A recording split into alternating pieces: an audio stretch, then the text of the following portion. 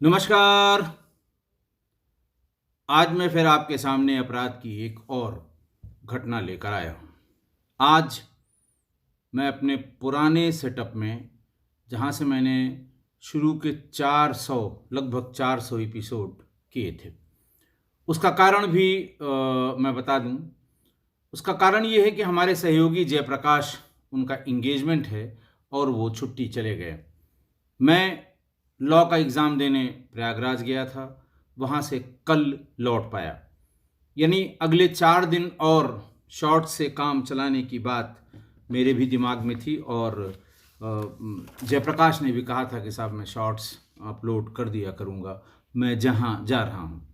लेकिन किस्सा गोई परिवार के बहुत ढेर सारे लोगों ने मेल करके भी और कमेंट बॉक्स में भी ये अपनी नाराज़गी भी जताई, चिंता भी जताई, परेशानी भी जताई कि साहब बहुत लंबा समय हो गया है, शॉर्ट्स में वो बात नहीं रहती है। तो मैंने सोचा आज बिना जयप्रकाश जी के सहयोग के, जैसे मैं पहले अकेले रिकॉर्ड करके अपलोड करता था, वैसे ही आज करके देखता हूँ, शायद आप तक मेरी बात पहुँच जाए। आज की घटना बिल्कुल हालिया है। कल इसका अनावरण हुआ है, कल यानी 4 फरवरी 2023 को। आज की घटना है मध्य प्रदेश से। मध्य प्रदेश का ज़िला है रीवा, आप जानते होंगे। रीवा ज़िले की ये घटना है और रीवा में एक पुलिस स्टेशन है हनुमना। हनुमना में एक कैलाशपुरा एक गांव है। कैलाशपुरा गांव कैलाशपुरा गांव में 31 जनवरी 2023 को एक सूचना आई। सूचना यूं आई कि कैलाशपुरा के एक मकान में, निर्माणाधीन जो उसका पोर्शन है, उसमें एक महिला की लाश पड़ी हुई है। महिला की लाश पर चोट के निशान हैं और घर में तमाम सामान बिखरा हुआ है। पुलिस को प्राइमा फेसी ये लगा कि शायद ये चोरी की या डकैती की घटना हो। पुलिस मौके पर पहुंची।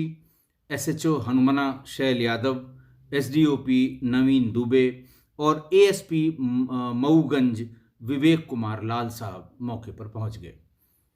एक मकान के निर्माणाधीन हिस्से में एक लोहे की चौखट से एक महिला, जिसकी उम्र कोई 65-70 के आसपास होगी, उसका हाथ बंधा हुआ था, पैर भी बंधा हुआ था। मुंह में पन्नियां यानी पॉलीथीन, अलग अलग छोटे छोटे पैकेट में जो पॉलीथीन में आती है, उसकी पॉलीथीन और मोजे भरे हुए थे। नाकों में भी उसके पॉलीथीन ठूसी हुई थी। ऐसा लगता था कि वो बोले नहीं, चिल्लाए नहीं या उसकी आवाज़ बाहर न जाए, इसके लिए ये सब यत्न किए गए थे। इसके अलावा गर्दन पे गहरी चोट का निशान था। शरीर के दीगर हिस्सों में भी गहरी चोट का निशान था। पुलिस ने देखा घर का सारा सामान बिखरा हुआ है, इधर उधर फेंका हुआ है।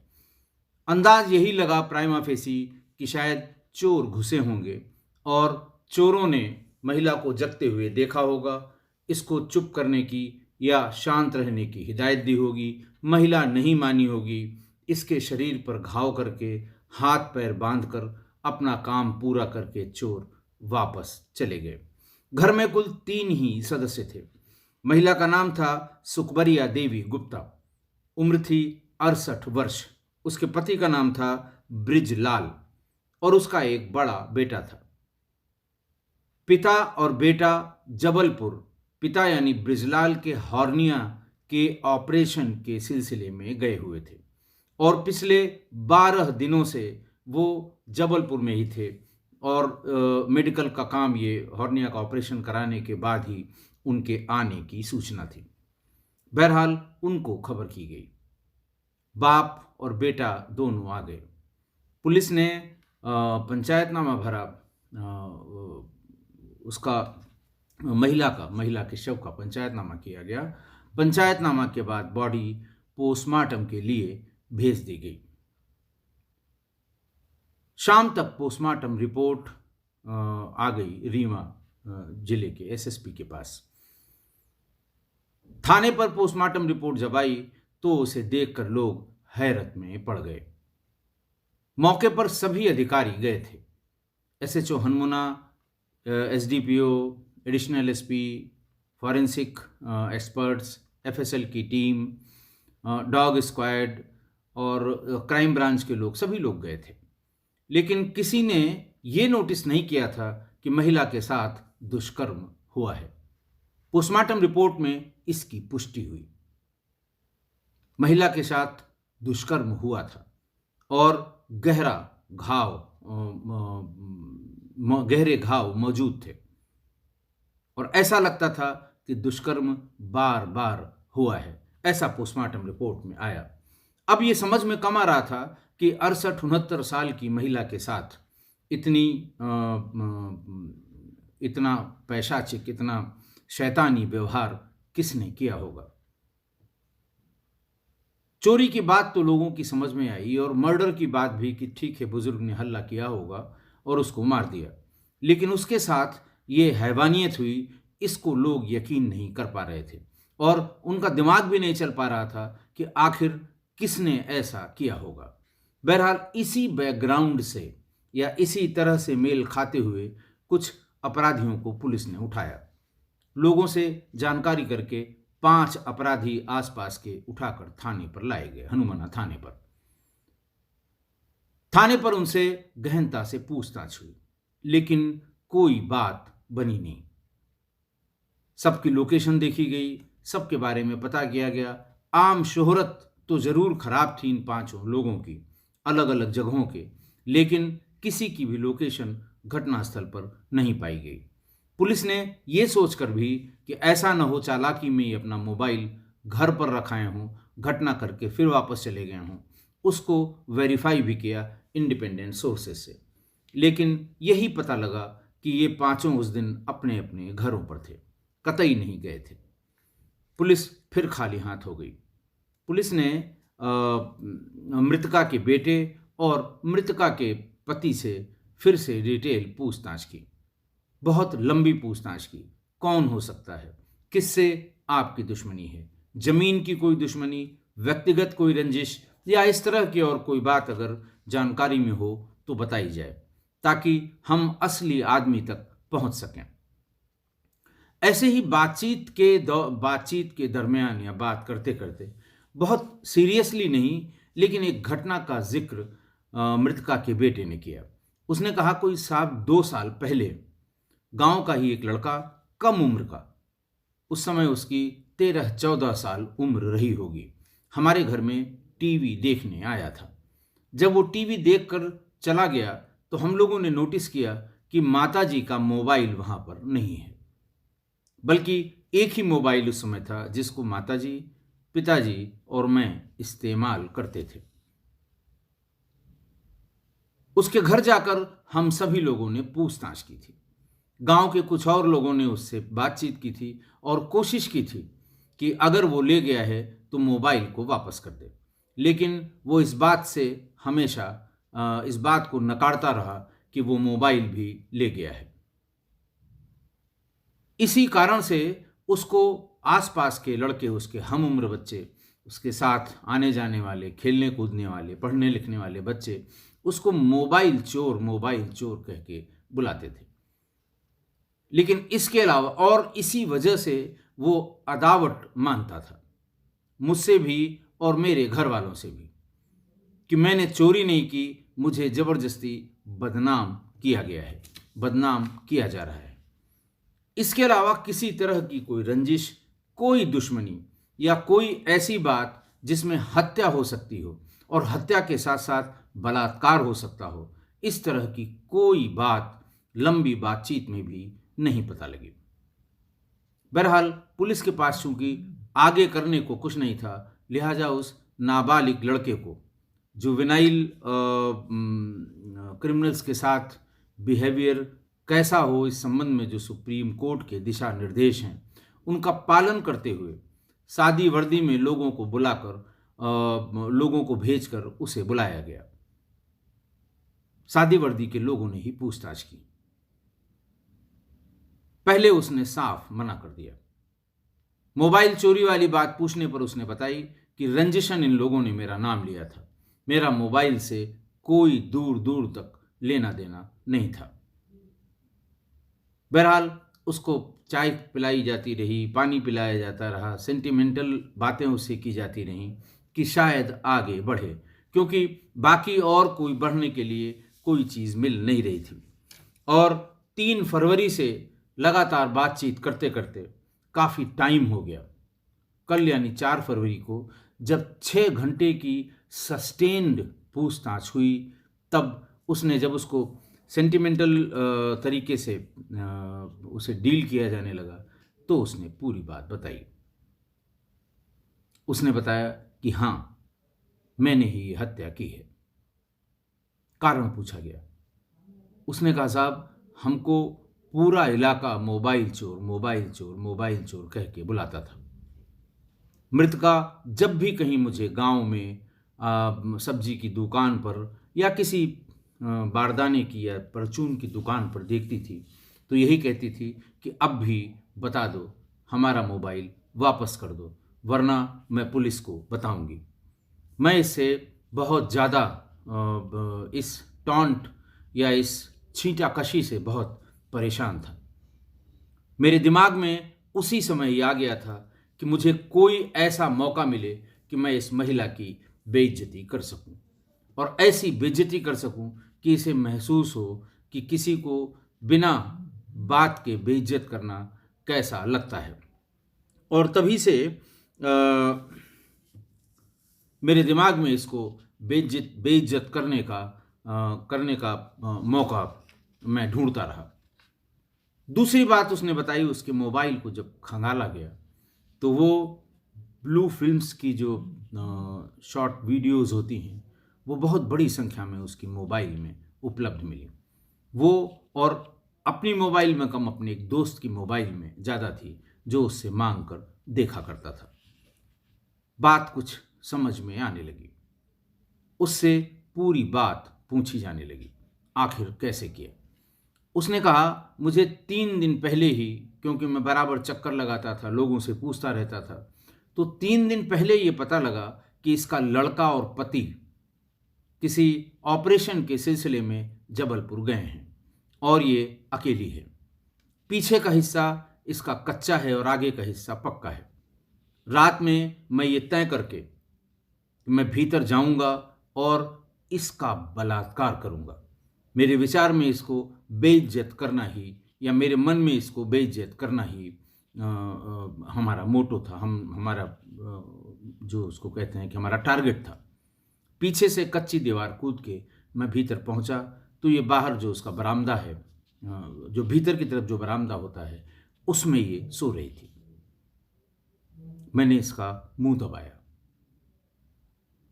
ये गूं गूं की आवाज़, मुंह बंद होने के बाद जो आदमी नाक से जो आवाज़ निकालता है, उस तरह की आवाज़ निकाल रही थी। वहाँ पास में पहले तो जो कपड़े वहाँ दिखाई पड़े, उसको ठूंसा। फिर एक मोजा दिखाई पड़ गया, दोनों मोजे इसके मुंह में ठूंस दिए। फिर ये नाक से आवाज़ निकालती रही। तो आसपास वहाँ जो पॉलीथीन के बैग, छोटे छोटे सामान जिसमें लाते हैं लोग, वो पड़े हुए थे, वो एक एक करके इसके नाक में डालता रहा। जब ये आवाज़ थोड़ा कम हुई, लेकिन आवाज़ वो अब भी निकाल रही थी, इसके हाथों को बांध दिया। इस पूरी प्रोसेस में ये चारपाई से गिर के नीचे आ गई।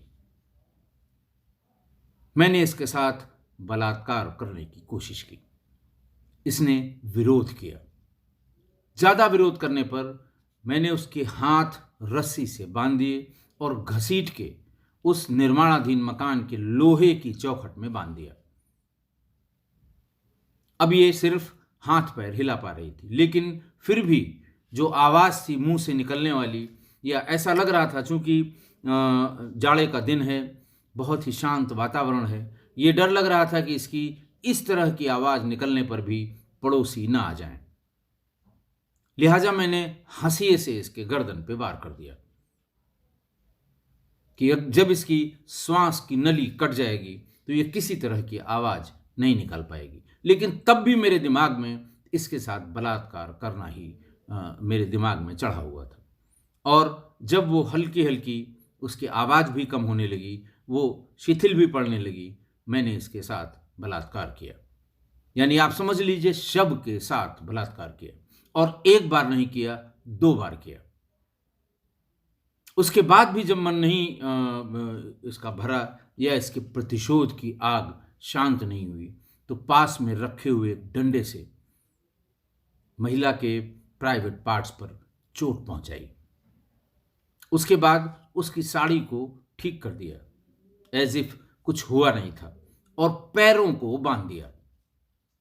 पुलिस ने पूछा कि जब वो मर ही गई थी, और उसके बाद फिर जब पैर वैर बांध दिए, तो शरीर के अलग अलग हिस्सों में भी उसी हंसिया से कई जगह वार कर दिया, ताकि किसी को ये अंदाज न लगे कि ये किस लिए सिर्फ गर्दन पे, क्योंकि उसके मन का चोर था कि खाली गर्दन की चोट देख के पुलिस ये शंका कर सकती है कि इसका मुंह, इसके आवाज़ न निकले, इसलिए इस घाटी बोलते हैं इसको लोकल लैंग्वेज में, घाटी को काटा गया है। उसके बाद मकान की तलाशी ली। उसे वहां से एक सोने की मोहर, चांदी के कुछ जेवरात और 1,000 रुपए ही मिले, लेकिन सामान पूरा बिखरा दिया पूरे घर में। और उसके बाद उसी रास्ते से कूद के ये सब सामान लेकर मैं भाग गया। पुलिस ने पूछा कि वो तुम पर शक करती थी मोबाइल चुराने का, तुम्हारे दिमाग में था कि मैं इसको बेइज्जत करूंगा इसके साथ बलात्कार करके, तो वो बताती नहीं। बोले साहब, उसकी बात कौन मानता? सबको पता था कि वो मुझे चोर चोर कह के बुलाती है, मोबाइल चोर कह कह के ताने मारती है। उसकी बात का कोई यकीन नहीं करता। और दूसरी बात, मारे शर्म कि वो किसी से ये न बताती कि उसके साथ किसी ने बलात्कार भी किया है। यही मेरे दिमाग में था, लेकिन उस प्रोसेस में मुझे इतना सब करना पड़ा। पुलिस जो पूछताछ कर रही थी, उनकी भी रूह कांप गई कि कोई बाल अपराधी घटना के समय, यानी कल जब उसकी गिरफ्तारी हुई है, तब उसकी उम्र 16 साल से भी थोड़ा कम थी, और हृष्ट पुष्ट महिला, ठीक है बुजुर्ग थी, 68 साल उम्र थी, लेकिन उसके साथ इतनी जबरदस्ती, मुंह में पन्नियां ठूंस देना, मोजे ठूंस देना, कपड़ा ठूंस देना, नाक में पन्नियां ठूंस देना, हाथ बांध देना, बलात्कार करना, उसके बाद पैर बांध देना, उसके बाद चोरी कर लेना और फिर वहां से भाग जाना। किसी शातिर या पेशेवर अपराधी जैसा व्यवहार इस बाल अपराधी ने किया था। और उसने कहा कि साहब, जब हम पैर बांध देंगे, कपड़े सब सही सलामत रहेंगे, तो किसी को शक नहीं होगा कि इसके साथ बलात्कार हुआ है। और यह बात सही भी थी, क्योंकि बलात्कार की पुष्टि तो पोस्टमार्टम रिपोर्ट से हुई।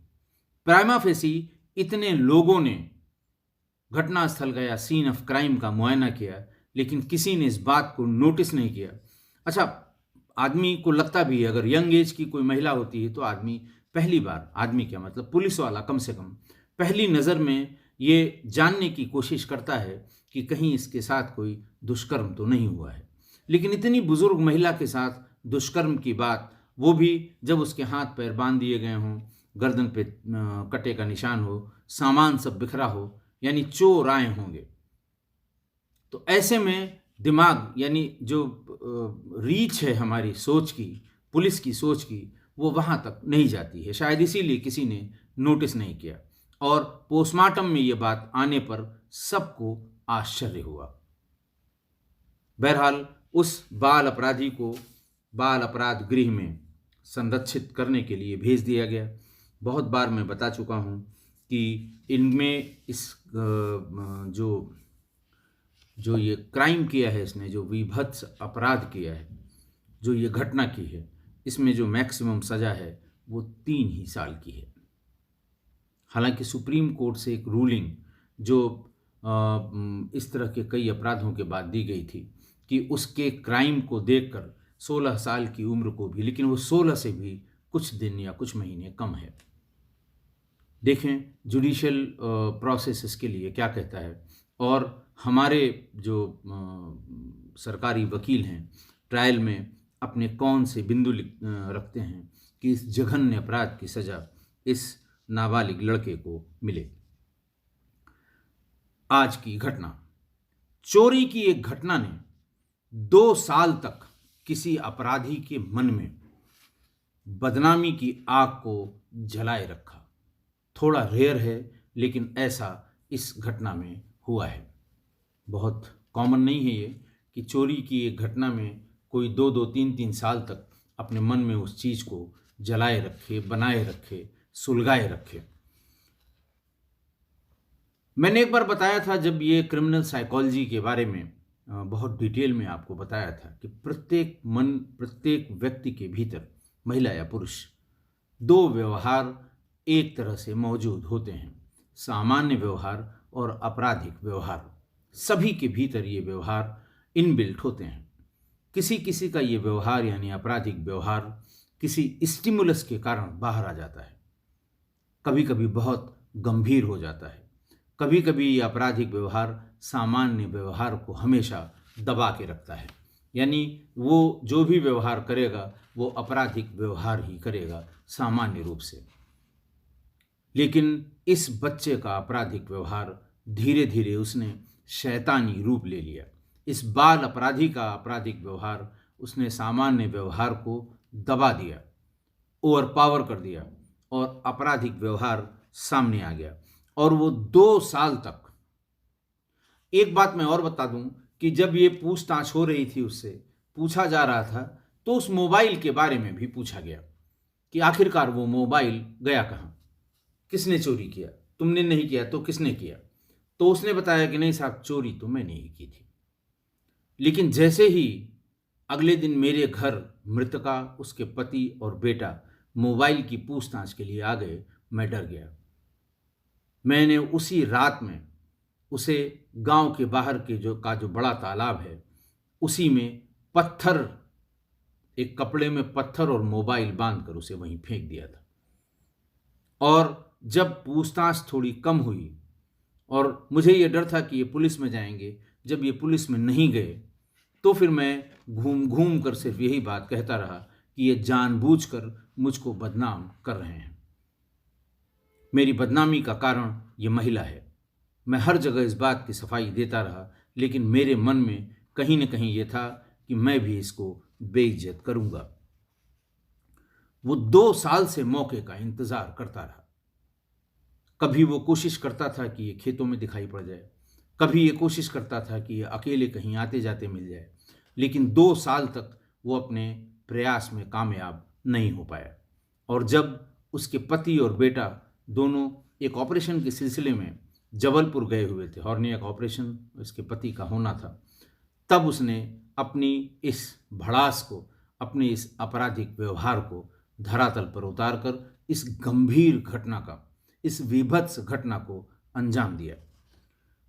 किस्सा कोई परिवार से मैं सिर्फ यही कहूँगा कि जब तक आप कंफर्म ना हो, जब तक आपके पास एविडेंस ना हो, जब तक आपके पास पर्याप्त सबूत ना हो, आप जानते हैं कि ये अपराध या ये काम, ये चोरी, ये बदमाशी, ये इसी ने की है, लेकिन जब तक आपके पास पर्याप्त आधार, पर्याप्त सबूत, पर्याप्त एविडेंस न हो, आप कतई इसका जिक्र न करें।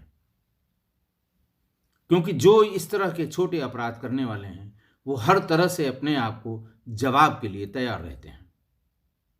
मुझसे क्या पूछा जाएगा और मैं क्या जवाब दूंगा। इसलिए अगर उस महिला ने इसकी शिकायत पुलिस में की होती, पुलिस ने उससे बुला के पूछताछ की होती, मोबाइल रिकवर हो गया होता, तो शायद ये घटना न होती, या मोबाइल की रिकवरी के बाद उससे पूछा गया होता तो भी शायद ये घटना न होती, क्योंकि तब ये कन्फर्म हो जाता कि हाँ उसने चोरी की है। तब उसे ये कहने का मौका न मिलता कि साहब मुझे बदनाम किया जा रहा है। तब वो घूम घूम कर सफाई भी न देता कि मैं इनको देख लूँगा, ये मुझे बदनाम कर रहे हैं।